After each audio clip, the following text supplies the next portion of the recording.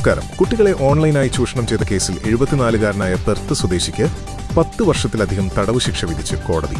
2025 May മാസത്തിൽ Perth അന്താരാഷ്ട്ര വിമാനത്താവളത്തിൽ വെച്ച് ഓസ്ട്രേലിയൻ ബോർഡർ ഫോഴ്സ് നടത്തിയ മൊബൈൽ ഫോൺ പരിശോധനയാണ് കേസിൽ നിർണായക വഴിത്തിരിവായത്.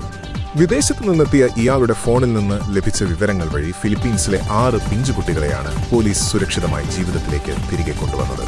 ഫിലിപ്പീൻസിൽ റെയ്ഡ്, രക്ഷപ്പെട്ടത് 6 കുരുന്നുകൾ. AFP നടത്തിയ ശാസ്ത്രീയ പരിശോധനയിൽ ഫിലിപ്പീൻസിലെ ഒരു സ്ത്രീയുമായി ഇയാൾ നടത്തിയ ഞെട്ടിക്കുന്ന ചാറ്റുകൾ കണ്ടെത്തിയിരുന്നു. ഈ വിവരങ്ങളുടെ അടിസ്ഥാനത്തിൽ 2026 ഏപ്രിലിൽ ഫിലിപ്പീൻസ് അധികൃതർ ബിസ്ലിക് സിറ്റിയിൽ നടത്തിയ റെയ്ഡിൽ 32-കാരിയായ യുവതിയെ അറസ്റ്റ് ചെയ്യുകയും 6 കുട്ടികളെ സുരക്ഷിത കേന്ദ്രത്തിലേക്ക് മാറ്റുകയും ചെയ്തു. അന്താരാഷ്ട്ര ഏജൻസികളുടെ കൃത്യമായ ഏകോപനമാണ് ഈ വൻ നേട്ടത്തിന് പിന്നിലെന്ന് അന്വേഷണ ഉദ്യോഗസ്ഥർ വ്യക്തമാക്കി. കർശന ശിക്ഷ. നിങ്ങളുടെ കുട്ടികൾ സുരക്ഷിതരാണോ? ജൂലൈ 28-ന് പെർത്ത് ഡിസ്ട്രിക്ട് കോടതി പ്രതിക്ക് 10 വർഷവും 6 മാസവുമാണ് ശിക്ഷ വിധിച്ചത്. ക്രിമിനൽ നിയമത്തിലെ 5 പ്രധാന വകുപ്പുകൾ പ്രകാരമുള്ള ഈ ശിക്ഷയിൽ 6 വർഷവും 9 മാസവും പൂർത്തിയാക്കിയാൽ മാത്രമേ പരോളിന് അപേക്ഷിക്കാനാകൂ. അതിർത്തി കടന്നുള്ള ഇത്തരം കുറ്റകൃത്യങ്ങൾക്കെതിരെ ശക്തമായ നിയമമുണ്ടെന്ന് പോലീസ് മുന്നറിയിപ്പ് നൽകുന്നു. ഡിജിറ്റൽ ലോകത്തെ ചതിക്കുഴികളിൽ നിന്നും കുട്ടികളുടെ ഓൺലൈൻ സുരക്ഷ ഉറപ്പാക്കാൻ മാതാപിതാക്കൾ എന്തെല്ലാം മുൻകരുതലുകൾ എടുക്കണം?